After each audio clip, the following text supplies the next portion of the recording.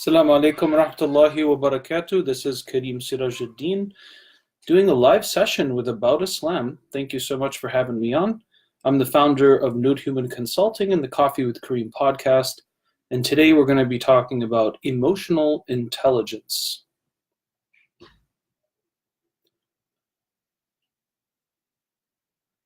First thing I wanted to address, ladies and gentlemen, are common myths that exist around the concept of emotions.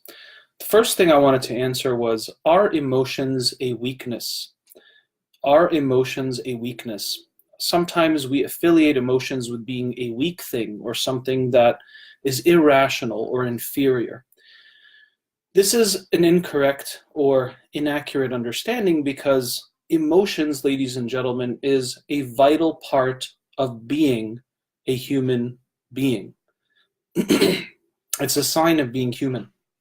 And it's necessary for any human being to have healthy development, relationships, growth, and an optimized sense of self. Without emotions, we wouldn't be able to do a lot of things in our lives. It helps us make judgments, it helps us make decisions, it helps us connect with others. It is a vital part of being human, and both men and women experience emotions. We experience the same range of emotions. Sure, the frequency or intensity of emotions or access to our emotions may vary person to person, but it is a human capacity that exists. So emotions are not a weakness. It's essentially what makes us human. The second myth that I wanted to address today was, are emotions inferior to reason? Are emotions inferior to reason? And the answer is no. Emotions and reason are not competing forces, but complementary processes that interact and influence each other. Emotions play a crucial part in our decision-making, in judging situations, in our personal well-being, and relating to others. So for instance, there are certain cases or disorders where the human being has very little access to their emotional capacity. For instance, something like autism. Emotional and social accessibility is generally lacking in individuals with autism. Narcissism is another example, which is more dangerous. It's a type of disorder which severs a person from their emotional feelings and their authentic expressions of their emotions. And then, of course, another very extreme example would be something like a psychopath. There's no empathy, there's no sense of remorse. The emotional system is completely shut off in a person like a psychopath, and they can end up doing things very destructive and harmful because, again, this essential part of being human in them is absent or turned off or damaged. The next myth I wanted to address is, are emotions rational? Well, it all depends. Sometimes being too emotional can be certainly irrational and destructive, just like a complete absence of emotions or expression of emotions can also be harmful or destructive. But let me give you a couple of examples. So being envious of a person who has a really nice car would be an irrational emotion, because my feelings make me, number one, get upset or disappointed that you have something that I don't. And number two, I wish that you didn't have it and that I had that car and you didn't. This type of emotion would be irrational and destructive and unhealthy. And certainly you don't want people in your life constantly feeling envy, do you? Another situation where being emotional could be either rational or irrational. It all depends on the context and the evidence. So for instance, if I told you that I feel jealous or I feel that my husband or wife is cheating on me, the first thing a good friend would say is, how do you know? What's your evidence? What justifies these emotions or feelings that you have of jealousy or skepticism of their fidelity, right? And if I tell you, well, I just have a feeling, I don't have any actual proof, there's no way to really verify it, I just feel like the person is cheating on me. That could be an irrational emotion, right? But if all of a sudden I'm like, okay, well, I got a list of text messages, I have photos, I've heard, things that they've said, they've been very distant, They have been working very late for the last several weeks, which they never have before.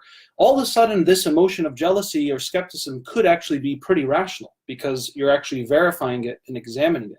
So that would be an example where an emotion could be either rational or irrational, depending on the evidence that has to be examined. The last case is when an emotion is very rational. For instance, you go to a funeral and you see that the person's mother passed away, and they are crying and expressing grief. This would be a very rational expression of emotion, and it would be totally appropriate, so to speak. In fact, if you went to somebody's funeral, a person's whose mother passed away, and that person is in the corner joking with their friends and talking about, what they watched on Netflix, it would be the opposite. You would actually think, what's wrong with this guy? He's not showing any grief or sadness at his own mother's funeral. There's no emotional expression. That would be something irrational, and you would actually think there's something off about the person, right? So emotions, ladies and gentlemen, are not inferior to reason, but they work with reasoning skills as well as what is considered contextually appropriate or acceptable. So these are some examples of how emotions work with reason and how they actually can be rational or irrational depending on the situation. The last question, the last myth I wanted to address is, are emotions uncontrollable?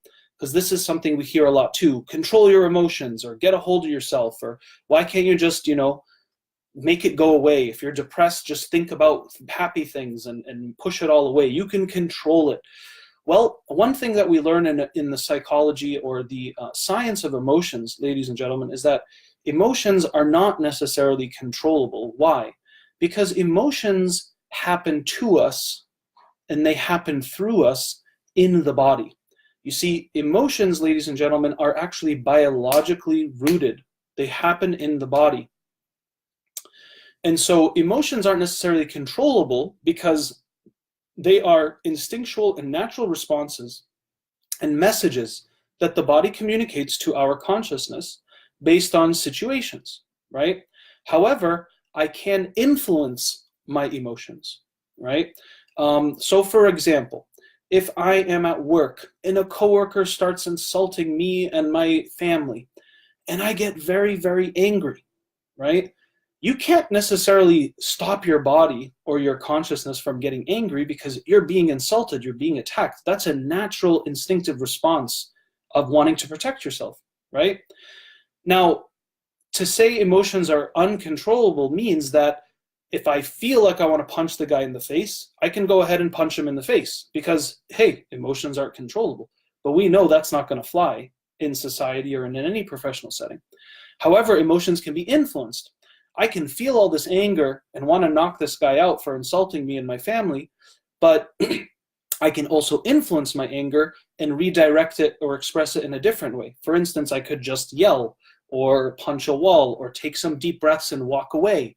There's a lot of ways that I can influence my emotions in any moment. And this is more what I would say the science of regulating emotions is all about. It's about learning how to experience and access your emotions, know what's going on inside you, and recognizing that you can always influence your emotions, but that emotions aren't necessarily controllable because they happen before we even mentally conceive them. And this brings me to the next section of what is emotional intelligence. And the first thing we have to understand is the difference between emotions and feelings. Emotions happen in the body. They are biological. So for instance, if, again, I feel angry because somebody said something, what's happening, what makes an emotion an emotion is, number one, there is a physiological response, okay? Something is happening in the body. And this response in the body occurs because of some internal or external stimuli, right? So there's a physiological arousal in the body. For instance, your heart rate goes up, you start to feel heat, you may sweat. This is all coming, let's say, from anger, okay? Then there is some kind of expressive behavior. For instance, you are starting to yell, or you're starting to run or scream. And then there is a conscious experience. So these are the three things that qualify what's called an emotional state: a physiological response, caused by an internal or external stimuli, followed by a behavioral expression, and 3, a conscious experience. Now, the conscious experience, ladies and gentlemen, is what we call the feeling, right? The conscious experience is what we call the feeling. It is the thing I now identify with mentally based on what's happening in my body. So if emotions are biological, for instance, somebody starts insulting me, I feel all these changes happening in my body, right? And then when I walk away, I may go, wow, that guy made me super angry. I felt so livid with that person, right? Now I'm consciously identifying the emotion or what happened in my bodily system, and that is what we call the feeling. So emotions are biological and happen in the body, and feelings are more mental and what we, the person, identify with. Because, for instance, you could observe somebody, you could observe physical changes in a person's body, like they're turning red or starting to sweat. You might go, hey, you look afraid, are you okay? And that's what you're observing, because you're observing an emotional response or change in the body. But then the person might go, no, no, no, I'm not afraid. I'm actually really angry right now, right? So they're now relating to you what is the internal experience that they're actually having. They're like, no, no, no, I'm not angry. I feel actually afraid, for example, right? So that's the difference between emotions and feelings. And this is important because, again, you will register what's happening usually after the fact, and then you can identify what the feeling is and work with influencing it once you have that identity. Because emotions are going to be a natural instinctual process most of the time. If you're running in the forest or you're walking down the street and someone's trying to rob you, you don't first think to yourself, I'm afraid, right? Immediately, you know, it's perceived very quickly, and all of a sudden your heart rate goes up, you have adrenaline shoot up, and you're now in this mode of fear, right?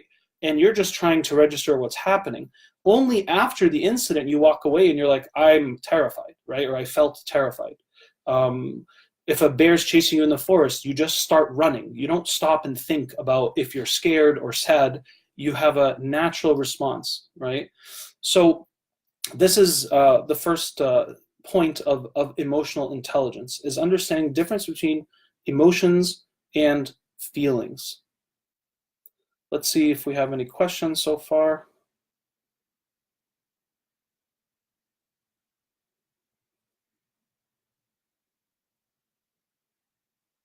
Okay, so we'll continue.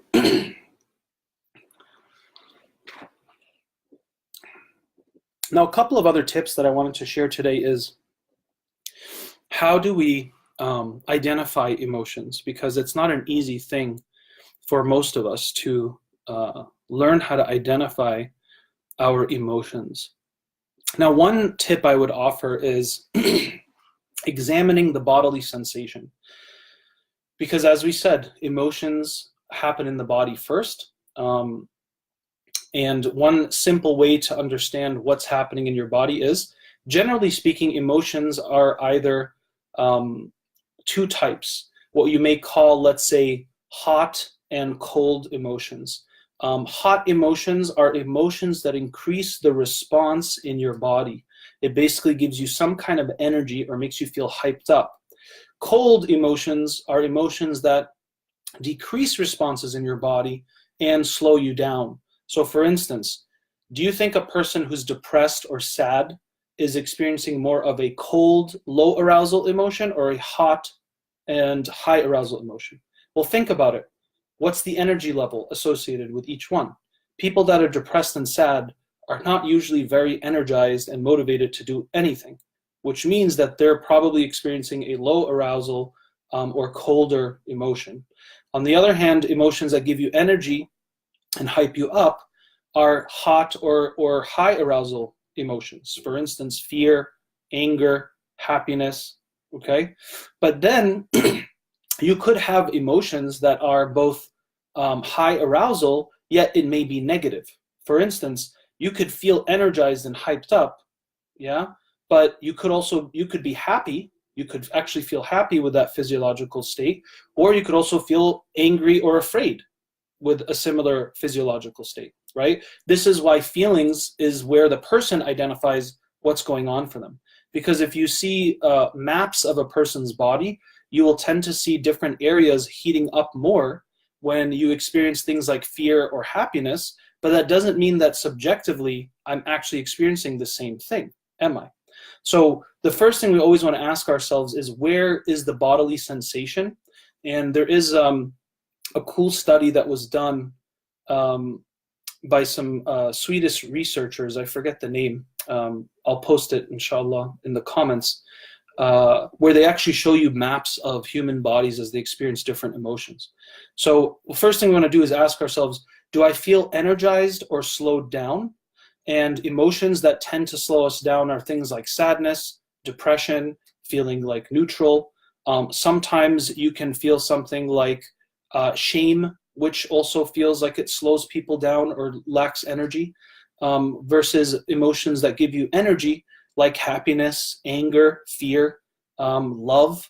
These are things that increase responses in the body. So the first thing we want to do is ask ourselves, what's going on in the body? How does it feel to us? Am I getting energy or not? And that'll already give you, I think, a good starting point of how to navigate.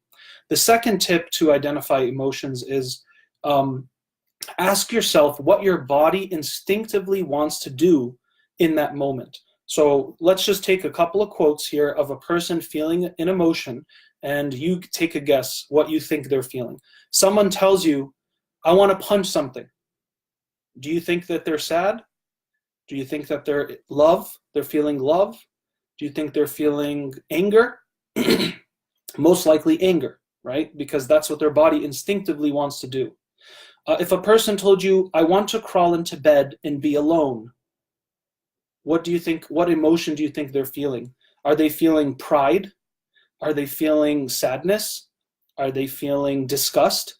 Most likely they're feeling sadness, right? Or shame, for example. Let's try another one. I want to laugh and give everybody a hug. What do you think this person is experiencing? Are they feeling envy? Are they feeling depression? Are they feeling love, right? Maybe, most likely they're feeling something like love or happiness or feeling affectionate, okay? Last example, I want to fly away from everyone. I want to fly away from everyone. What do you think this person may be feeling? Do you think that they're feeling love? Do you think that they're feeling fear? Shame, perhaps, right? So tip number 2, ask your body what it instinctively wants to do, and that will usually give you a clearer sense of what emotion you may be experiencing, because some people have difficulty identifying it. The third point is having this kind of self-talk checklist, trying verbal expression. You know, I feel this emotion plus a certain type of intensity. And this is important, ladies and gentlemen, because an emotion like fear, which is a fundamental or primal emotion, can manifest mildly, let's say, by, if I tell you I feel scared or weary or anxious or restless, these could be mild versions of fear, but it's not the same as I'm afraid, right? Stronger verbs or expressions, of fear would be things like I'm terrified, I'm mortified, I'm completely panicked. That would be a strong version of feeling fear. So learning how to articulate or express your emotions verbally and trying to see what kind of a variation of that emotion you have. Because when somebody is upset, it doesn't mean that they are furious with you. It could mean that they're mildly upset or angry, right? And that's different. So learning how to articulate your emotions is another way to identify them, and this requires you to kind of improve your vocabulary around emotions. And you can go online and search things like feeling wheels, for example, and it gives you a really nice organization of what we call these hot and cold or high energy, low energy emotions, as well as different terms to express the range. The fourth tip that could help us influence our emotions is ask ourselves, what was the trigger of the emotion? Now, triggers can be of 2 types, or stimuli could be of 2 types. It could be an internal stimuli or an external stimuli. When somebody's feeling down or even happy, One of the things we like to ask is, what happened? Why are you so down? Or why are you so excited? Tell me, what's going on? What was the trigger? What was the stimuli? A person might say, I was feeling sad all day, and you ask them, well, how was your day? What happened? They're like, nothing, I just stayed home all day, right? Well, maybe if they stayed home all day and they're feeling sad or down, it's because they had an internal reason for feeling sad.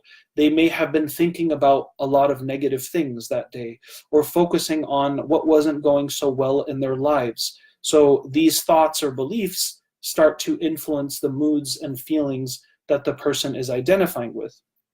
Another case could be a friend of yours or your family member leaves the house in a great mood, but you call them at lunch and they're really down. And you ask, what happened? What was the trigger? And then they may share with you, let's say, a story of a coworker that was very rude or cruel. And now we know that there was a trigger there. So we always want to understand the activating event of an emotion, what belief followed this activating event, and what is the consequence, what's called the emotional effect. And Albert Ellis is an emotive psychologist, and he called this the ABC model. Why? Because A is activating event, what was the cause? B is belief, what is the concluding thought or perception? And C, consequence, what is the emotional effect? So simple example, I call up my friend Johnny because I want to go out to dinner with him tonight, and Johnny, says, I can't make it, I'm busy, right? Now, I called Johnny, I invited him to dinner, he doesn't come, that's the activating event. Now, if Karim believes or concludes, Johnny doesn't like me, nobody likes me, nobody ever wants to have dinner with me, that's now a concluding thought or belief that follows the activating event. And that is going to lead me to a consequence or a specific emotional effect. Now, would I feel good or low about this belief or concluding thought? Obviously, I'm going to feel sad.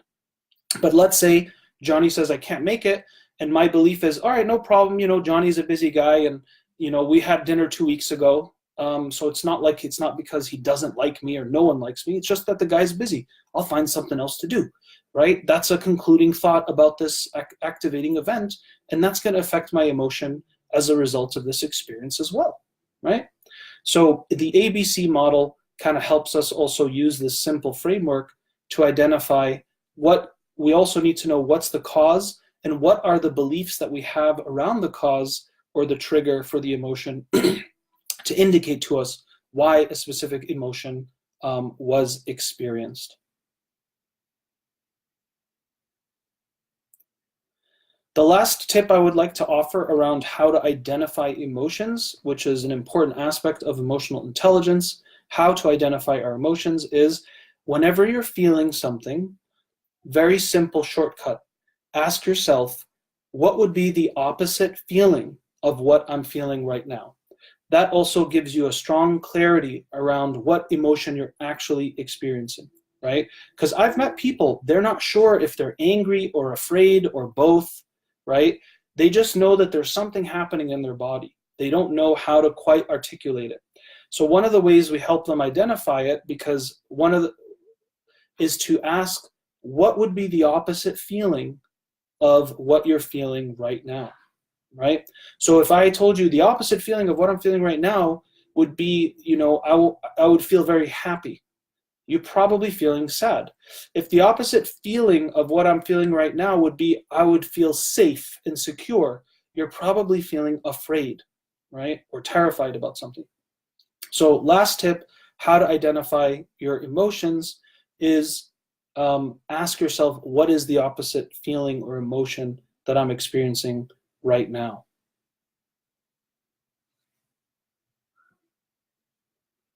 Take a quick look for questions.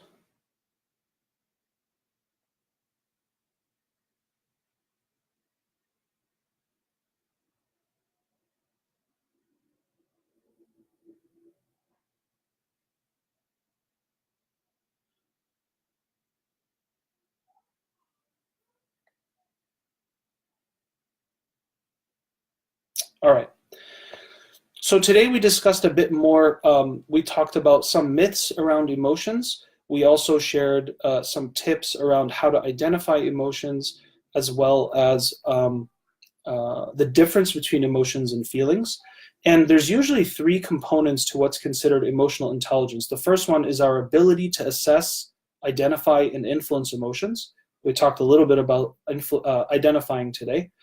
Second is our ability to recognize emotional states in others. And third, our ability to react or alleviate emotional states in a healthy manner. So inshallah, at our next live session, we can also discuss how to influence our emotions and what are some tips on how to influence our emotions. And remember, emotions aren't necessarily controllable, but they are influential. You can influence them. And this is really important because most of the time we feel that we are supposed to control everything. You can't even control your thoughts half the time, right? Again, your mind is another aspect of ourselves that you can't always control, so to speak. Things rise to the surface of your consciousness all the time without necessarily you controlling it. But what you can do is objectify what's happening in your mind or in your body and identify with it and influence it. That's where the component of will or of self-awareness comes in and plays a role in our subjective states.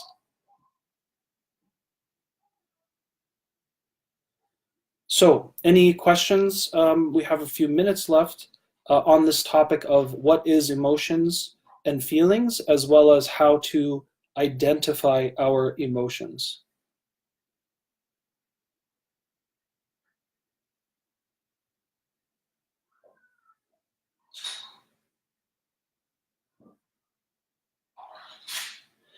Looks like we have a link up, About Islam put up the feelings wheel. So that's also there for your reference if you want to check it out.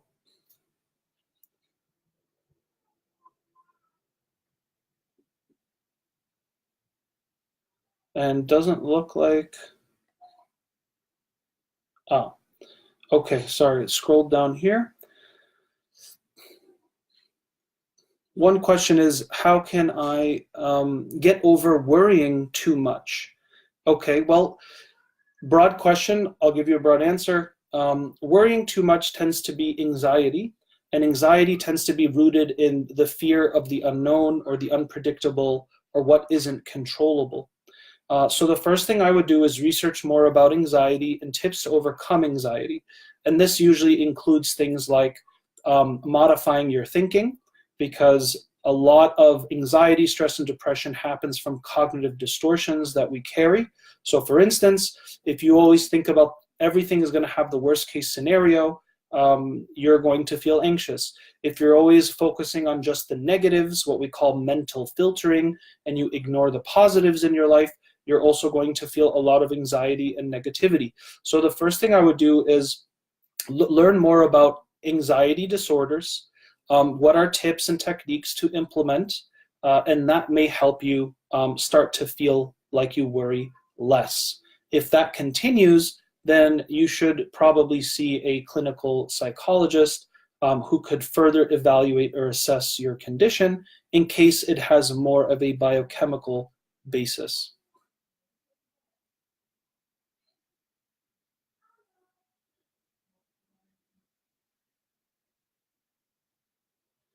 Okay, next question we have is, what is the healing process for hard-hearted people who say, I cannot forgive or love you for what you did? So which one is it? The person who can't forgive or who cannot love you? I'm not really clear on the question. I think Sister Ghazala, if you want to clarify.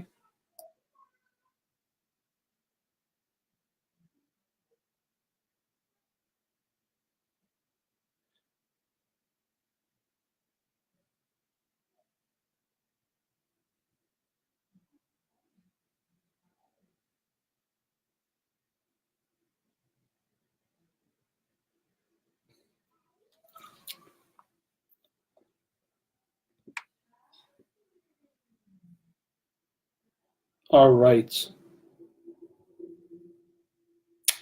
Okay, so Sister Ghazala, you are clarifying How to help people who are angry. Angry. Okay. Yeah, so, people that kind of have a chip on their shoulders or just angry people, generally speaking.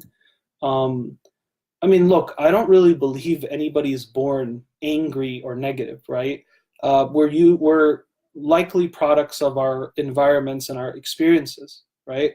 The first thing we do in counseling, whenever we want to help somebody with a condition, is we try to find sources for this condition. And guess what? The first place we have to examine is what? The family, right? If I grew up with a dad who's always angry and negative and always talked about how everything is, a catastrophe and he's such a victim, I'm going to take on that energy and that narrative of myself in the world naturally, right? And so we sometimes are conditioned to be a certain way. That's one. Two, there could be specific events or experiences, maybe after a person left home or it happened in their marriage, let's say, which caused them to feel very angry about life or themselves or another, and they never got closure or understanding around that event, right? And most of the time when people are bottling up negative emotions, it's because they haven't had a proper or appropriate way of releasing it, emitting it, and having that closure, right? You don't stay angry about something for a long time if you feel like you've gotten over it. And one of the ways you get over something is by seeking forgiveness or getting an apology from the person who wronged you. Number two is to understand the meaning behind that event or incident. SubhanAllah, Allah created us in such a way that when we are able to internalize meaning and understanding of things in life and reality, it provides us a sense of inner peace and stillness. And when we don't have that, it causes us to continue or perpetuate certain, negative emotions like anger or sadness or fear, etc. So, as we discussed, briefly, a person who's angry all the time, it's important to examine what are the causes of that anger and how, if those causes can be addressed or relieved or solved, that would be the best way to work with that. A lot of times, guys, no matter what your situation is, you start with your background and the experiences that you've gone through, as well as examining the way that you think. So cognitive behavioral therapy, cognitive processing therapy are techniques that are very useful for a lot of people because, as we discussed earlier, the ABC model of emotions, the beliefs that I have also influence the emotional states that I experience.